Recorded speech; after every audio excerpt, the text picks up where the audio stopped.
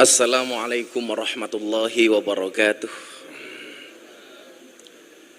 Alhamdulillahi rabbil alamin wa kafa.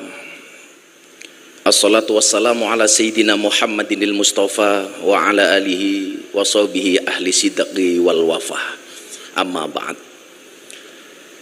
Hadratal muhtaramin, para masyayikh, al-akhos sedaya dzurriyah, Nyai Hajah Mahfudhoh Wahab, Nyai Hajah Hisbiah Wahab, Nyai Hajah Munjidah Wahab, Kiai Haji Hasib Wahab, Kiai Haji Raqib Wahab, saha sedaya dzurriyah ingkang estu kaula takzimi. Pak Kiai Said, yang saya biasa menyebut beliau dengan sebutan Buya, yang mudah-mudahan Allah panjangkan umurnya dalam kebaikan. Guru kita semuanya, saya pertama kali dapat ijazah dari beliau ini kitab Al-Muqtatafat sekian tahun yang lalu. Saat itu rame-ramenya MTA nyerang amaliyah Nahdlatul Ulama, dan saat itu saya dan beliau sama-sama dilaporkan ke polisi. Beliau yang saya hormati Kiai Marzuki Mustamar, yang sudah mulai meninggalkan dunia hitam karena rambutnya putih semua. Pak Kiai Mustafa Akil, dan yang saya hormati Ibu Khofifah. Saya akhirnya punya alasan ketika dulu orang bilang, anakmu masuk pondok mau jadi apa? Kamu anaknya dimasukkan ke pesantren, besok mau makan apa? Hari ini terjawab, santri bisa menjadi apapun. Santri bisa menjadi presiden, contohnya Gus Dur. Santri bisa menjadi wakil presiden, Kiai Ma'ruf Amin. Santri bisa menjadi gubernur, Ibu Khofifah. Santri bisa menjadi bupati, Ibu Munjidah. Dan santri bisa menjadi kiai viral. Ya.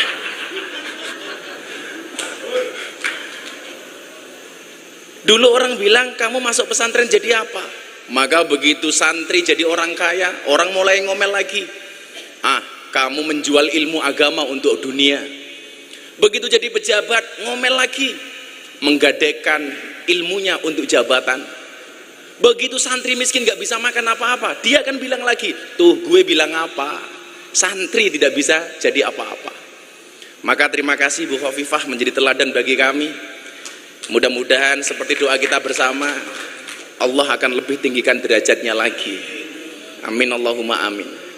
Bapak Ibu dan para santri yang saya muliakan, sungguh berat rasanya ketika Gus Edo WA saya, Gus diminta hadir di haulnya Mbah Wahab. Saya bilang, gak pantas, yang rawuh sudah kiai-kiai luar biasa. Saya teringat dengan kaidah fikih, idza wujudul ma' batalat tayamum. Kalau sudah ada wudu, tayamumnya batal. Bagaimana kemudian tadi Kiai Marzuki menggambarkan nasionalisme dari Mbah Wahab Hasbullah, menceritakan bagaimana Rasulullah mencintai Makkah, sampai kemudian ketika Kanjeng Nabi hijrah ke Madinah, dia mengangkat tangannya kemudian berdoa, Allahumma habib ilainal Madinah kahubinah ila Makkah o asyad. Begitu luar biasa.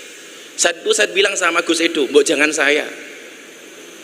Beliau bilang, Gus, ini bukan permintaan tapi dawuh.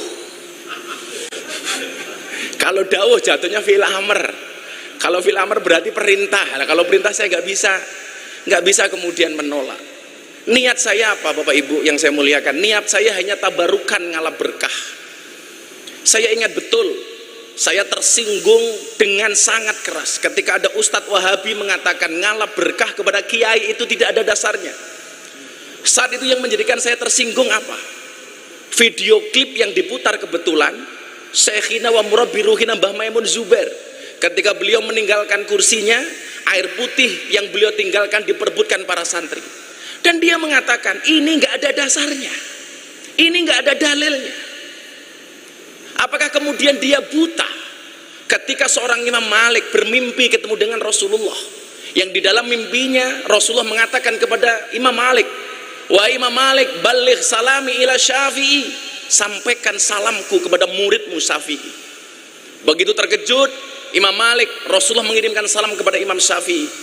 Akhirnya Imam Malik mengutus santri seniornya untuk sowan kepada Syafi'i. "Wahai guru Syafi'i, ada pesan dari guru kita Imam Malik bahwa semalam beliau bermimpi ketemu dengan Rasulullah dan beliau menitipkan salam kepada engkau."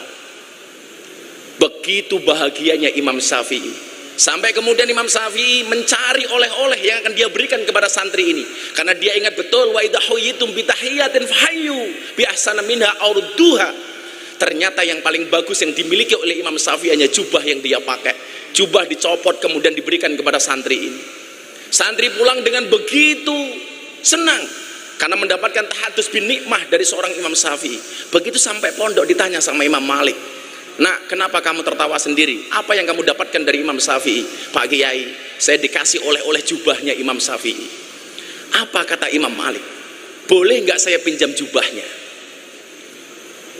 Akan saya cuci jubahnya Imam Syafi'i, kemudian air bekas cucian Imam Syafi'i akan saya minum," kata Imam Malik. Dan ternyata benar.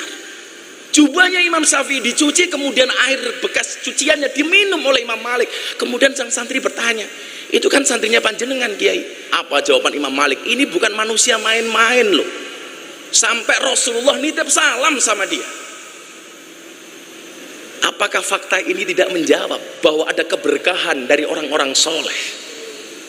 Bagaimana kemudian Imam Malik, guru, begitu menghargai Imam Syafi'i? Satu saat ketika Imam Syafi'i memberikan pengajian di Masjid Nabawi, dengan mengendap-endap dia datang karena khawatir ketika datang dengan terang-terangan akan membuyarkan fokusnya Imam Syafi'i.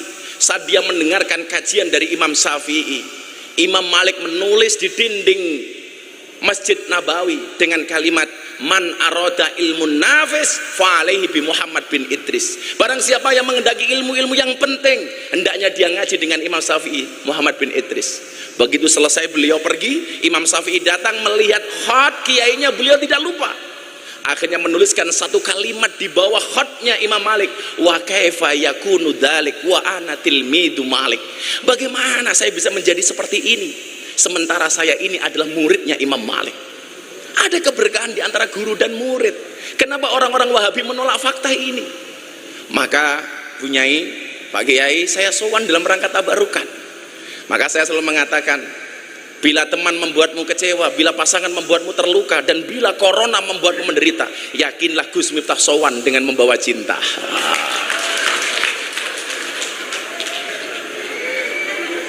Cinta saya kepada santri tambak beras seperti air kencing di dalam kolam renang.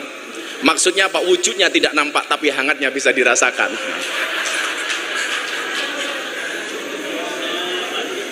Kenapa saya mencintai orang-orang soleh seperti Mbak Wahab? Imam Syafi'i mengatakan, "Uhibbus solihina walastu minhum la'alli an anala bihimus syafa'ah wa akrahu man tijaratuhul ma'asi walau kunna sawa'an fil bid'ah." Aku mencintai orang soleh walaupun saya bukan merupakan bagian dari orang soleh. Tujuannya apa? La'alli an anala bihimus syafa'ah, supaya saya mendapatkan pertolongan kebaikan dari orang-orang soleh. Makanya Bu Gubernur, saat dulu saya masih mahasiswa, saya sering belusuan ke Doli. Yang saya sebenarnya usul waktu itu dengan Pak Wali, Wakil Wali Kota, saya bilang, "Mbok Doli namanya diganti nopo Gus? Alfa Doli, biar lebih keren dikit lah." Yang dulu saya itu masih mahasiswa Kiai, saya udah belusuan ke Doli. Karena saya masuk ke lokalisasi Nyuwun Sewu sejak tahun 2000. Saat umur saya masih 19-20 tahun. 19-20 tahun. Waktu itu kemudian ini saya sampaikan kepada mereka, "Kenapa kamu harus ngaji?" Kadang-kadang saya berikan kisah terhadap ulama-ulama yang harus kamu mengerti. Alasannya ini, "Uhibbus solihina walastu minhum." Kita mencintai orang soleh walaupun kita bukan merupakan bagian dari orang soleh. Tujuannya apa? La'ali an anala bihimus syafa'ah. Saya pengen mendapatkan syafaat dari Mbak Wahab. Apalagi jelas yang nasabnya bagus. Walaupun kemarin saya dihajar sedemikian rupa gara-gara saya ceramah di gereja, diasar Miftah nasabnya orang jelas. Saya mikir Pak Kiai, ternyata persoalannya bukan masalah nasab, tapi masalah nasib. Karena nasab tidak berbanding lurus dengan nasib, apalagi dengan nisab. Persoalannya bukan di masalah pendapat, tapi masalah pendapatan. Jadi aja, saya dari dulu bilang, a'rifu angsabakum tasilu arhamakum. Pentingnya nasab hanya itu. Karena menurut saya lucu ketika kita menggambarkan mbah-mbah kita luar biasa, sementara kita hari ini bukan siapa-siapa. Harusnya malu ketika kita membaca manaqib mbah-mbah kita yang begitu luar biasa, sementara posisi kita hari ini tidak bisa apa-apa. Makanya kemudian Imam Al-Ghazali mengatakan, sarafun nasab min salasi jihatin. Kedudukan nasab itu minimal ada 3 sisi menurut Imam Ghazali. Idaha yang pertama, al-intiha ila sajarati Rasulullah sallallahu alaihi wasallam fala yu'adilahu syai'un. Yang pertama adalah nasab yang langsung terhubung dengan Rasulullah. Ini nggak ada lawan kata Imam Ghazali.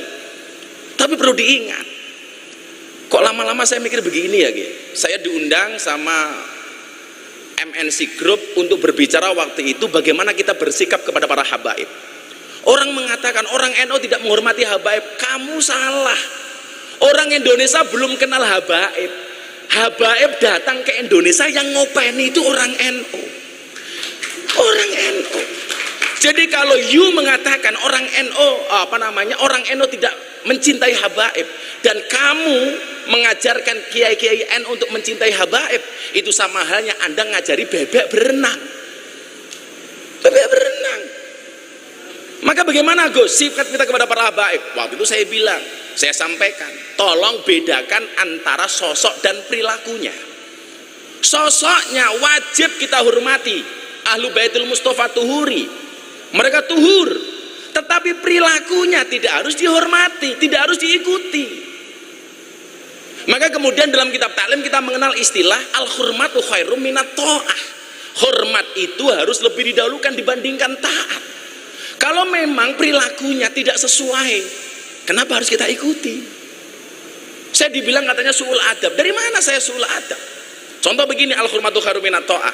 Ketika Pak Kiai Marzuki sholat subuh sama saya, Miftah kamu ngimami sholat, saya bilang sama beliau, boten Pak Kiai. Begitu saya jawab boten, konteksnya saya tidak taat sama beliau, tetapi ketidaktaatan saya karena hormat sama beliau. Ibu-ibu di pagi hari masak, suaminya lagi macul, Pak sarapannya pun mateng, ayo sarapan. Suaminya bilang, pun ibu rien, jenengan rien nih. Kalau Anda memahami kalimat ini, al-hurmatu khairum minat ta'ah, harusnya apa? Boten kulon nunggu abah. Orang kok, pun bu jenengan rien, oke, iki wong wedok ceniningan namanya itu. Saya itu kalau ngomong soal keluarga seneng ya. Karena besok saya tanggal 24 Juli itu ular-ular manten anaknya Pak Ketua MPR, yang kebetulan saksinya Pak Jokowi. Nah, Pak Jokowi itu lucu, diundang untuk saksi nikah di pernikahan anaknya Pak Bamsud. Beliau bilang, ya sudah saya datang, tapi yang nasihat pernikahan Gus Miftah saja ya. Karena saya bilang, Bu, suami yang baik itu banyak mendengarkan pendapat dari istrinya, dan istri yang baik banyak mendapatkan pendapatan dari suaminya. Nanti santri-santri di belakang tuh seneng banget itu. Makanya santri-santri kalau seneng sama cewek, pilihannya satu di antara dua, halalkan atau tinggalkan. Oh,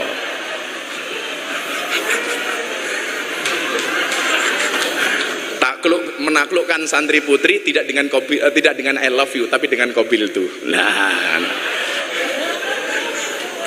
makanya santri itu kalau ketemu cewek, kamu bilang, non mati ketemu bak saja dibaca iklab, masa aku ketemu kamu tidak ijab? Lah gitu seharusnya.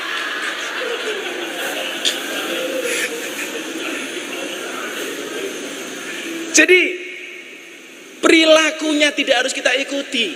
Kalau memang kemudian perilakunya tidak sesuai, ya jangan kita ikuti. Dalam beribadah contohlah, kita banyak menggunakan pendapatnya Syafi'i. Begitu kita tidak menggunakan pendapatnya Imam Malik, bukan berarti kita membenci Imam Malik kan? Bukan berarti kita membenci pendapatnya Imam Hanafi, walaupun kita menggunakan pendapatnya Imam Syafi'i. Loh, tapi kan sekarang lagi ngetren Gus, ada kriminalisasi ulama. Kriminalisasi dari mana? Siapapun itu sosoknya, ketika perilakunya melanggar kriminalitas, maka kemudian dia harus mendapatkan proses hukum. Entah itu habib, kiai, pejabat, semuanya sama. Sosoknya nggak pandang bulu. Kalau kemudian melanggar, ya harus ada proses hukum. Lah, kalau proses hukum kepada orang yang kriminal itu bukan kriminalisasi, tapi proses hukum kepada ulama yang kriminal. Kalau kata Kiai Marzuki, kriminalisasi ulama itu ngundang kiai pulang tidak diamplopi. Lah itu kriminalisasi. Kata Pak Polisi melanggar KUHP pasal 378, penipuan.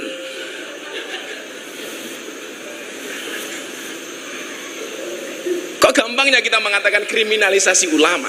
Maka kawan-kawan santri saya pikir tetap hormati siapapun habaib itu.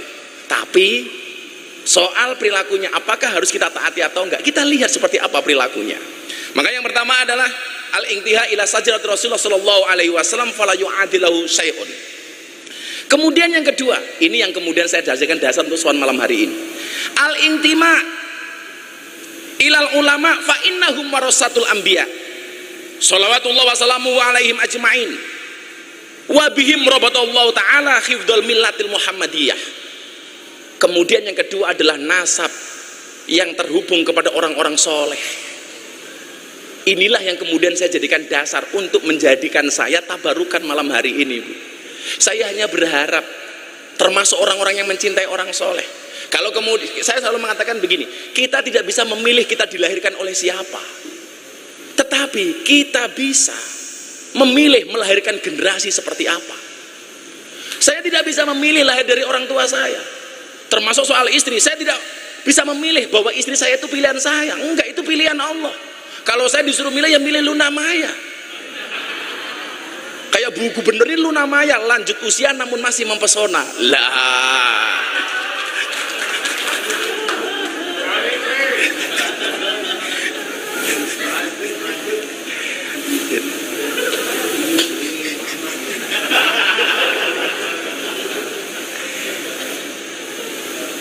Saya itu sebenarnya dari dulu, Bu Nyai, gitu. Saya itu paling repot kalau ditanya soal nasab. Sampai kemudian guru saya Habib Lutfi, beliau malam tahun baru di tahun 2019 manggil saya, "Nak, kamu sini. Ternyata nasab kamu itu sama dengan Mamah Salmah. Kenapa kamu gak pernah bilang?" Mana mungkin saya berani, Bah. Jadi kebetulan saya tadi matur sama Pak Kiai Marzuki. Nasab saya itu kebetulan, entah kebetulan atau karena memang seperti itu, sama dengan nasabnya Mamah Salmah. Mamah Salmah itu istrinya Habib Lutfi. Sama-sama keturunan ke-9 dari Mbah Muhammad Besari Ponorogo. Yang mempunyai bapak makamnya di Caruban namanya Kiai Anom Besari. Kiai Anom Besari punya bapak makamnya di Kediri Abdullah Mursad Tukum. Yang punya bapak namanya Raden Demang, punya bapak namanya Pangeran Demang, punya bapak namanya Ratu Jekulo, punya bapak namanya Brawijaya Limo. Brawijaya Limo. Pripun Bu Nyai? Lah, kula yakin kok gerombolan sing apik iki bakal ketemu melih. Mila wong apik nyamane nggih ketemu kali wong apik. Wong sing ora apik ketemu wong apik nggih mboten nyaman. Contoh nggih, kula nyuwun sewu banget nih. Saya ngaji di lokalisasi di Jogja niku, Bu Gubernur. Kalau saya belum selesai ngaji, kok mereka datang, lihat saya dari jauh itu malu. Waduh, ono Gus Miftah. Orang kok bangga, "Gus, aku neng kene," pasti malu. Kemarin lucu lagi, saya diwawancarai sama BBC London. Coba Anda ceritakan sama saya, ada nggak sih sebenarnya manfaat yang mereka dapatkan dari pengajian itu? Oh, bagaimana nggak ada? Coba mbak-mbak silakan angkat tangan. Dia cerita, ngapunten saya mau cerita. Satu saat saya terima tamu, transaksi deal, saya masuk kamar. Begitu masuk kamar saya dengar adzan, Allahu Akbar, Allahu Akbar. Saya bilang sama tamunya, "Om, pending dulu ya, sedang adzan subuh." "Loh, kenapa harus pending?" "Nggak enak Om, saya jamaahnya Gus Miftah." Selesai adzan, ganti tamunya bilang, "Mbak, nggak usah diteruskan, tak bayar, nggak usah lanjut." "Kenapa?" "Saya juga jamaahnya Gus Miftah." Gitu.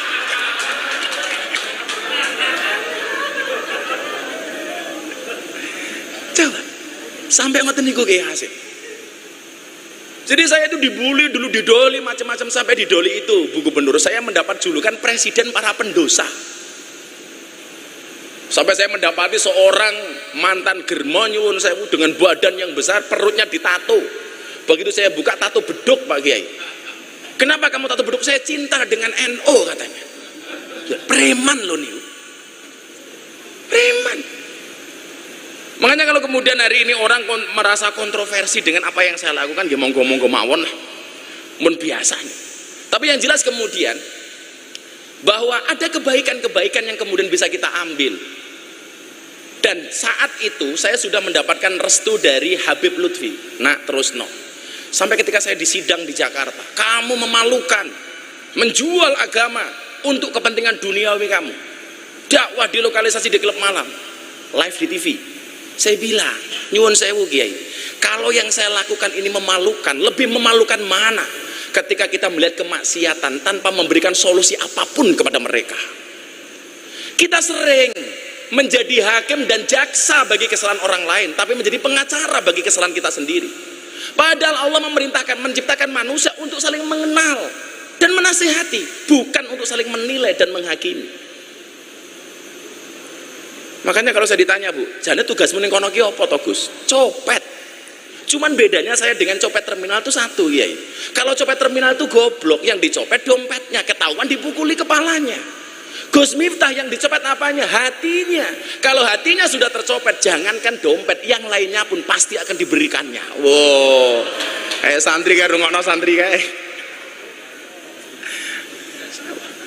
Godaan nih Pak Kiai Hasib, ya Allah, saya keluar dari lokalisasi, mereka sedang mandi pakai anduk, jalan, saya jalan, monggo Gus mampir, ya Allah, gitu kan. Dengan alasan itulah saya tidak pernah mengajak Kiai Marzuki, karena saya khawatir kalau beliau masuk nggak mau keluar lagi.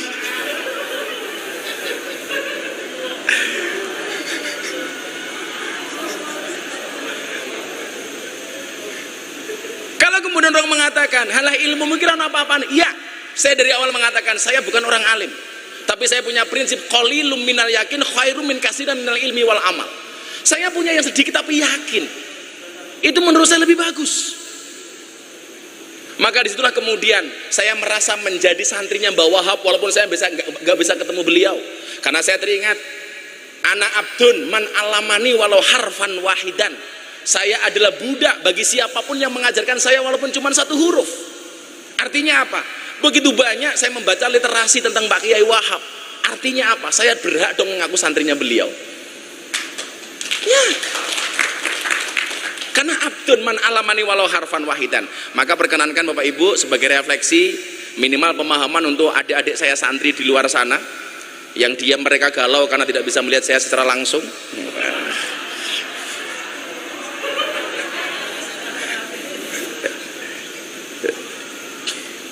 Tenang santri, kamu jangan pacaran, karena akan datang satu saat kamu akan dipertemukan dengan orang yang tepat, yang kedatangannya untuk menetap bukan karena nafsu sesaat.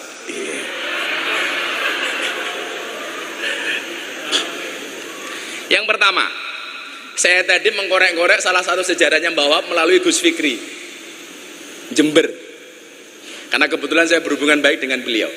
Gus, nopo leres Mbah Yai Wahab niku sugih. Beliau menceritakan dengan sangat detail, leres Gus. Bahkan kalau kemudian lihat kekayaannya Mbah Wahab itu, tanahnya terbentang antara Jombang sampai Surabaya. Gus Miftah tahu nggak kalau Gus Miftah hari ini naik motor besar, naik Harley, dulu Mbah Wahab sudah naik Harley. Wah, berarti saya itibak. Sama-sama naik Harley. Tapi luar biasanya apa? Harta yang kemudian beliau miliki dihabiskan untuk Jamiah Nahdlatul Ulama. Ini baru keren. Makanya kalau orang ini bilang begini sama saya, ayo Gus, ngurep-ngurep NU. Apa kowe iki ra salah? Kowe iki sapa kok ngurep-ngurep NU? Sing ana kowe golek urip saka NU. Makanya saya kok agak riskan, nggak enak dengar kalau orang bilang aku pengen ngurep-ngurep NU. Kalau kamu pengen ngurep-ngurep NU, kaya Mbah Wahab, hartanya untuk Nahdlatul Ulama habis. Yang barangkali ahli warisnya nggak terima apapun dari Mbah Wahab. Mata punya mujidah nggih. Coba. Saya kemudian teringat dalam kitab Wasiatul Mustafa hadis nomor 24. Inna auliya Allah lam yanalu sa'ata rahmatillah wa ridwani bikasratil ibadah walakin yanaluha bisakhawatin nafsi wal istihanah bidunya. Sesungguhnya wali-walinya Allah, mereka mendapatkan derajat yang tinggi, mendapat ridhonya Allah, mendapat keluasaannya bukan karena banyaknya ibadah, tetapi karena banyaknya sedekah dan tidak bergantung kepada dunia. Niki sing angel. Maka kalau kemudian kita mengatakan aku pengen ngurip-ngurip NU, NU ki wis urip ra sama urip-uripi, sing ana kowe golek urip saka NU. Buktinya apa? Kula niku tersinggung Kiai. Coba begini ya. Lah ada santri bikin kopiah, Bu. Ada tulisan Nahdlatul Ulama, kula mboten tersinggung. Kula ikhlas. Wis apa-apa mok dol lah. Sekarang nomor-nomor didol. Pakai baju ada Nahdlatul Ulamanya, kula ikhlas. Pakai kaos ada Nahdlatul Ulamanya, kula ikhlas. Pakai peci topi ada Nahdlatul Ulama, kula ikhlas. Tapi kula mboten ikhlas lah ana sarung diwenehi cap Nahdlatul Ulama.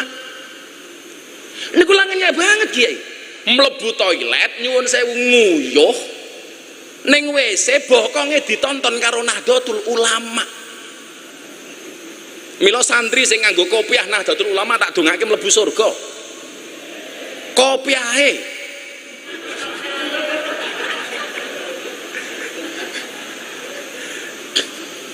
Yang bisa kita lakukan hari ini nopo? Enggak usah ngomong kamu ngurip-nguripi NU. Banyak hari ini orang yang dihidupi oleh NU. Enggak usah ngomong gede ke NU. NU sudah besar. Yang perlu kita lakukan apa? Khidmah terhadap Nahdlatul Ulama, tinggalannya Mbah Wahab. Salah satu contoh khidmah begini Kiai. Kita itu nggak sadar begitu banyak yang tadi saya tempat diskusi sama Pak Kiai Marzuki. Begitu banyak amaliyah NU yang dicuri tapi kita nggak sadar. Padahal apa? Dalil yang sering kita pakai al-muhafadzatu al-qadimi sholih wal aqdu bil jadidil aslah. Bahkan kalau Pak Kiai Said Akil bukan lagi bil jadid bil ajdadil aslah. Tahun 90-an Pak Kiai Said ngendikan itu. Bil ajdad yang lebih baru lagi. Contoh, kita harus mempertahankan yang kodim dan soleh, jangan sampai hilang. Ngeten Kiai, sak ngerti kula, tinggalane mbah-mbah biyen ngaji teng masjid niku namine madrasah diniyah, Madin. Hari ini masjid-masjidnya orang NU sudah kehilangan madrasah diniyah, diganti karo TPA, diganti oleh TPQ, yang itu merupakan produk dari orang-orang PKS, musuhnya Pak Kiai Marzuki. Saya NU, amalia hilang lali. Madrasah diniyah itu tinggalan mbah-mbah kita dulu itu kodim dan soleh. Kenapa hari ini hilang kita nggak tahu? Diganti dengan TPQ, diganti dengan TPA. Makanya saya sampaikan kepada semuanya, nyuwun sewu, kalau saya boleh usul, pertahankan istilah madrasah diniyah, karena itu kodim dan soleh. Nomor loro, malih nih. Enten amalan Kiai, nyuwun sewu, bukan amalan. Buku ngaji, kitab ngaji yang kita pakai tinggal nih mbah-mbah apa Bu Khofifah, turutan. Metode ngajinya namanya Al-Baghdadiyah. Hari ini hilang. Diganti oleh apa? Iqra. Produknya kawan-kawan kita Muhammadiyah, Kiai As'ad Humam. Kita nggak sadar, wong-wong NU bangga menggunakan Iqra, kelangan turutan. Bukan salahnya Iqra, tapi bodohnya kita. Kelangan turutan tapi nggak kroso. Saya fanatik dengan turutan. Kenapa Kiai? Karena turutan mengajarkan kepada kita untuk makhorijul huruf yang benar. Kalau kata Bu Khofifah, pitch controlnya yang benar. Bagaimana kita diajarkan membaca huruf hijaiyah dari alif sampai iya. Kulo setahun Kiai. Sampai mimiknya, sampai gesturnya dilihat oleh abah saya. Alif, ba, ta. Itu dulu metodenya namanya Al-Baghdadiyah. Begitu sudah bisa baru dieja. Alif fathah a, alif kasroh i, alif domah u, a i u. Ta fathah taha domahu kaf domaku tahuku. Zaman dulu ngaji belum ada listrik, adanya lampu sentir Petromak. Begitu minyaknya habis, kiainya kirim surat ke wali santri, le suratnya kanu bapakmu. Dibuka bapaknya suratnya sini nopo, ba fatkah ba, iya fatkah ya ro fatkah ro bayaro. Begitu dibuka bapaknya nggak punya uang karena musim pandemi, musim paceklik, bales. Bapak orang kuat bayar le, tolong suratnya diatur ke Pak Kiai. Begitu dibuka pakai surat di sini nopo, sod fatkah so, ba fatkah baro fatkah ro so baro. Kiai ini mantan preman rambut digondrong, bapakmu kurang ngajar kon bayar malah Pak Kiai kon sabarnya suratnya kon bapakmu. Dibuka bapaknya surat di sini nopo, mem fatkah mata fatkah tamim domamu. Begitu indah. Hilang Bu saniki. Ini tugas kita loh Pak Kiai, jangan sampai hilang. Lebih celaka lagi nopo, ziarah kubur niku amalane wong NU. Kuntunah itu man ziaratul kubur fazuruha. Saniki pun diganti gara-gara era milenial 5.0. Nopo bahasane? Bukan lagi ziarah kubur, wisata religi. Please deh. Sowan Mbah Wahab, sowan Mbah Hasim, judulnya wisata religi. Hilang Pak NU niki. Tetap pertahankan ziarah kubur. Ono meleh sing kula juwengkel niku. Tahlilan diganti pembacaan kalimat thayyibah. Please deh. Kalau tahlil itu pasti kalimat thayyibah. Kalau kalimat thayyibah belum tentu tahlil. Kalau saya pembacaan kalimat thayyibah akan disampaikan oleh Gus Miftah, saya naik panggung Pancasila, satu ketuhanan yang Maha Esa. Kenapa? Karena Pancasila itu juga kalimat thayyibah. Bahkan kalau anak-anak pramuka, dasa dharma pramuka itu juga kalimat thayyibah. Kita lupa Pak. Saya dulu taunya apa? Ketika saya kuliah nggak bisa membayar, akhirnya saya tinggal di masjidnya orang Muhammadiyah Pak Kiai Hasib 4 tahun setengah. Mereka akhirnya menggunakan bahasa itu dan orang NU ikut-ikutan Kiai. Pembahasan kalimat thayyibah, ya Allah. Kula niku mbiyen belajar toleransi, manggon teng masjidnya Muhammadiyah itu 4 tahun. Waktu itu saya mendapat julukan James Bond, jaga masjid dan kebon. Tetap saya tahlil, tetap saya kunut sak piturute. Sewenene kalih takmir kula, ora urusan. Masalahnya kula manggon teng masjid Muhammadiyah itu hanya satu Pak Kiai Marsudi. Gara-gara saya manggon masjid Muhammadiyah, saya kurus. Berat badan saya hanya 40 kilo.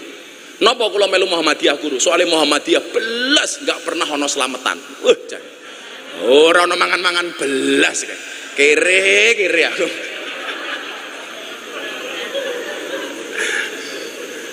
Akhirnya kemudian saya jadi nikah dengan orang NU, tinggal di lingkungan orang NU, langsung gemuk Bu. Waktu itu berat badan saya sebelum viral itu 105 kilo. Kenapa saya ikut orang NU gemuk? Lah pripun wong NU niku? Titik-titik mangan. Yasinan mangan, tahlilan mangan, sholawatan mangan, manakipan mangan, istighosahan mangan. Tanggane lara njaluk didongake mangan. Sing lara mati mangan meneh. 7 dina. Masyaallah itu. Lah makanya kemudian kalau Mbah Wahab sugih, ya kita harus terprovokasi dong untuk jadi kaya. Karena bagi saya, uang itu lebih bagus dikuasai oleh orang Islam yang soleh daripada dikuasai oleh orang-orang yang tidak soleh. Makanya kalau ada bahasa nguripi NU kok saya gak tersinggung. Lah awake dhewe iki sapa ngoten? Wong posisine awake dhewe ini kadang-kadang gojag-gajeg kok. Mbah karepe tajrid tapi yo ono asbabe. Ketoke asbab gaya-gayaan kaya tajrid. Kan ini kondisi gojag-gajeg nih. Dan dari dulu kalau kita ngomong nguripi NU, kita selalu bermasalah dengan uang kalau mau jujur. Ketika di PBNU saya bilang sama ada teman-teman pengacara, iki lho beda nih, kaya aku wong NU dengan kamu para pengacara. Kaya kiai-kiai NU karo awakmu iki bedane siji, Pak. Apa, Gus? Kalau pengacara masalah jadi duit. Lah kalau kita kiai-kiai desa kaya saya ini, duit jadi masalah gitu. Jadi Mbah Wahab sugih dengan segala kedermawanannya, ya awake dhewe kudu sugih ya. Makanya kalau saya sekarang ditanya, "Kenapa kamu naik motor besar?" Aku nderek Mbah Wahab. Nderek Mbah Wahab. Lha tak dongake santri-santri mburi ke muga-muga sugih kabeh. Setunggal malih sadurunge Pak Kiai Mustofa Akil. Ngapunten Kiai. Kula mboten ngaji niki, namung refleksi kagem lare-lare santri niki. Karena saya kebetulan sempat membaca beberapa buku tentang beliau. Niki malih. Kemudian yang selanjutnya nyuwun sewu, Mbah Yai Wahab ini ternyata seorang penggiat media. Saya mencatat beliau ini pernah membeli percetakan berikut gedungnya di Jalan Sasak Surabaya nomor 23. Leres nggih punya ini. Dan ini ternyata menjadi cikal bakal jurnalistik Nahdlatul Ulama. Makanya kalau hari ini ada santri tidak melek medsos, harusnya kita malu dengan Mbah Wahab. Kalau hari ini kita bangga, hari ini kita disiarkan 270 channel hanya dengan 4 juta subscriber. Bagi saya bukan merupakan sebuah kebanggaan. Kita nggak ada apa-apanya, Pak, dibandingkan dengan kelompok-kelompok minhum yang menguasai betul soal medsos. Hari ini kita bersyukur kemunculan seperti Gus Baha mampu menjadi penyeimbang bahkan di atas kelompok-kelompok itu. Tahun 2019, Bu Gubernur, saya mendapatkan rilis Ustadz dan Dai yang mendapatkan follower dan viewer banyak di YouTube, Instagram, Facebook, dan lain sebagainya. Dari 10 orang kader Nahdlatul Ulama yang muncul hanya nama Miftah Maulana Habibur Rahman. Yang lain semuanya kelompok Wahabi, Pak Kiai. Hampir semuanya. Termasuk kelompok yang mengatakan nasionalisme itu nggak ada dalilnya. Yang kemudian saya heran apa? Palestina mau merdeka, dia dukung mati-matian, bahkan kirim uang ke Palestina untuk memerdekakan Palestina. Giliran mencintai bangsanya, giliran mencintai Indonesia, dia mengatakan nasionalisme tidak ada dalilnya. Wila koplak utake wong-wong ngoten niku. Saya setuju Palestina merdeka dan saya teriak-teriak soal itu. Maka kemarin Lebaran saya mengatakan semua saya maafkan kecuali Israel. Semuanya saya maafkan kecuali Israel. Tapi lucunya apa? Orang-orang ini yang mengatakan nasionalisme nggak ada dalilnya, sementara dia teriak-teriak bantu Palestina. Satu saat, Bu, saya di-tag akun Instagram, awas lagu musyrik. Waduh, kaget saya. Ternyata apa yang dimaksud dengan lagu musyrik? Lagu Padamu Negeri, ya.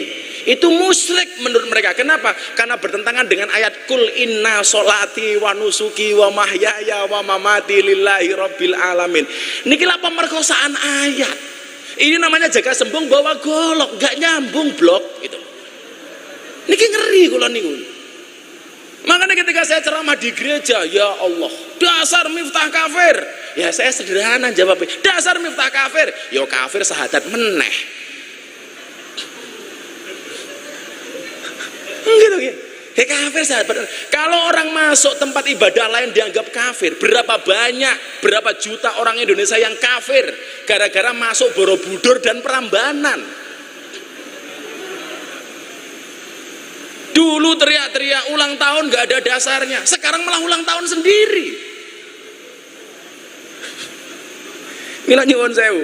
Kalau kemudian ngomong soal niki wau, Mbah Wahab Hasbullah sudah memberikan tonggak bagaimana kemudian NU harus menguasai media dengan sebuah percetakan dan gedung yang beliau beli di Jalan Sasak nomor 23 Surabaya. Sampai kemudian disempurnakan oleh Mbah Kiai Mahfud Siddiq dan namanya diganti menjadi Berita Nahdlatul Ulama. Ini cikal bakal. Makanya kawan-kawan santri, saya sering sampaikan, ikutlah pendapat ahli, jangan ikut-ikutan orang yang ahli berpendapat. Semua orang hari ini ahli berpendapat. Dan saya pesan, kalau tak kemudian kamu besok menguasai medsos, postinglah yang penting, jangan yang penting posting.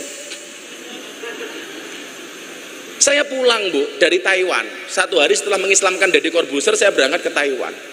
Tadi 21 Juni itu kenapa saya pilih mengislamkan Deddy? Karena memang saya hanya satu-satunya tanggal yang kosong hanya itu.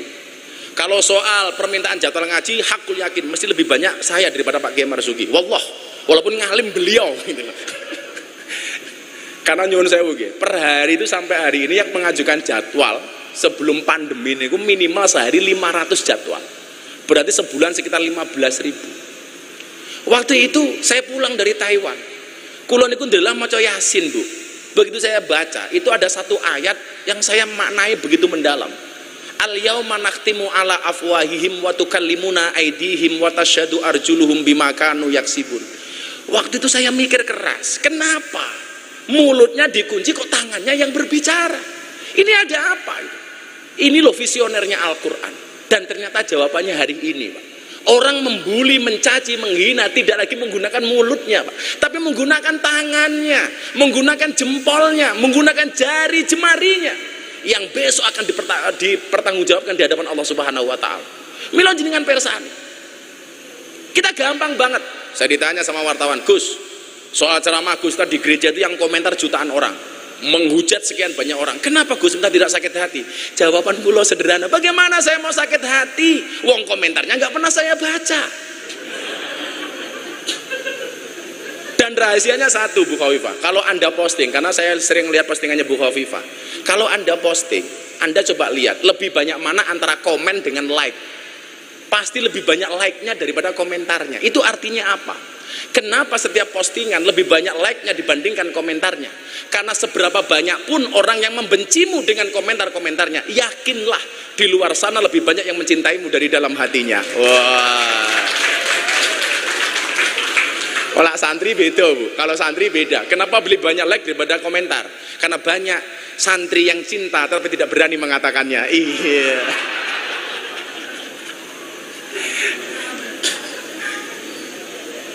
Lah kalau kemudian dulu Mbah Wahab punya taswirul afkar, pergolakan pemikiran, harus sehari ini kita perang dengan menggunakan ini, dengan menggunakan medsos. Maka memang metodologi dakwah selalu berkembang dengan cepat. Di zaman Rasulullah kita melihat metode dakwah bil lisan. Kemudian di zaman para sahabat bil kolam mulai nulis. Di zaman para wali songo sudah mulai lagi dengan bisakofah, dengan budaya. Hari ini tentunya dengan bil medsos, dengan menggunakan medsos. Maka dua hal itu barangkali yang saya sampaikan. Mari kemudian kalau kita mencintai NU, yuk kita dermawan untuk NU. Bagaimana tadi Pak Kiai mengatakan, Pak Kiai Marzuki, Gus, kalau kita perang darat, itu pakai angkatan darat. Hari ini kalau kita mau perang darat, masjid takmir harus kita kuasai. Dengan alasan itulah Kiai, setiap lebaran, saya selalu menyisihkan, membuat gerakan namanya kado lebaran untuk Kiai kampung. Kita buat sebanyak-banyak semampunya, kita bagi. Karena itu penting Kiai. Dengan cara itulah kalau kita mencintai Nahdlatul Ulama. Kemudian yang kedua, belajar dari Mbah Wahab yang beli percetakan. Sebenarnya saya masih banyak lagi tentang beliau, ringkasan tentang beliau. Termasuk bagaimana tadi cerita Pak Kiai Said, beliau menggalang kekuatan kiai-kiai. Itulah yang sekarang saya malu, Bu Gubernur. Pak Kiai Wahab Hasbullah yang terkenal alim, sekti, jaduk, soleh. Setiap mempunyai pergerakan selalu melibatkan orang lain. Entah ketika membuat Nahdlatul Tujar, soal perdagangan, dan lain sebagainya, selalu melibatkan orang lain. Beliau mencontoh karakteristik Wali Songo. Wali Songo itu hebat, ampuh, sekti, alim, tapi membuat masjid Demak bersama-sama, karena afdhalul amali bil jamaah. Lah kita hari ini yang alimnya diragukan, yang solehnya diragukan, yang sektinya diragukan, karepe ngopo-ngopo dewe. Semua orang dianggap kompetitor, semua orang dianggap musuh, padahal kita disatukan dalam nahdoh yang sama. Bagaimana kemudian hari ini kita gampang banget dipecah belah? Ternyata Bu, ketika saya selidiki yang salah itu guru TK. Gara-gara selalu mengajarkan kepada anak-anak, balonku ada 5. Rupa-rupa warnanya hijau, kuning, kelabu, merah muda, dan biru. Meletus balon hijau dor. Pertanyaan saya, kenapa yang meletus balon hijau? Jadi wong NU niku kon aku rangel, soalnya apa balone mbledos. Angel, insyaallah. Ya pun, mudah-mudahan kita semuanya mendapatkan berkah saking Mbah Wahab. Amin. Shallu ala Nabi Muhammad. Do elingo iki jamane wis tuwa. Tuntunan agama do dianggap kuno. Lakonono ajarane Wali Songo sing ra kersa aja nyacat aja ngino. Ajarane Wali Songo warna-warna, zikir talil kirim donga lakonono, maca Quran lan sholawat kulinakno, ziarah kubur aja nganti dilalekno. sholawat. Allahumma sholli wa sallim ala sayyidina wa maulana Muhammadin adada ma fi ilmillahi sholatan daimatan bidawami mulkilahi. Ono carane dakwah kelawan budaya umpamane kaya Sunan Kalijaga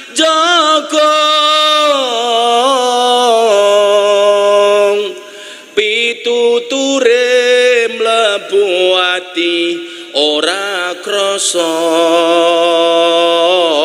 tuntunan agama bisa diamalno.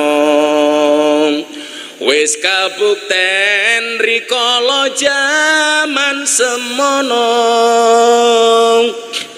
akeh para manungsa nyembah brahala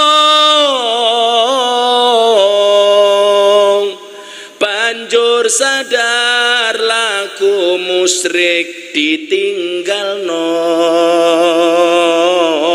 padha nderek ajarane wali songo. Allahumma sholli wa sallim ala sayyidina wa maulana Muhammadin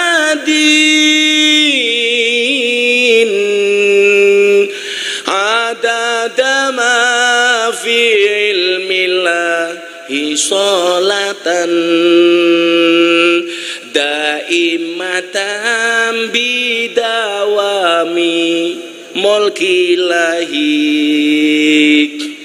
Yai Wahab hasbullah ulama kita alim alama kang ngugemi budaya halal bil halal kang dadi conto nyata. Monggo sedulur dirawat lan dijaga. Allahumma sholli wa sallim ala sayyidina wa maulana Muhammadin adada ma fi ilmillahi sholatan daimatan bidawami mulkilahi. Shallu ala Nabi Muhammad. Melupakan Allah itu dosa, melupakan orang tua itu durhaka, melupakan tambak beras mana bisa. Terima kasih. Assalamualaikum warahmatullahi wabarakatuh.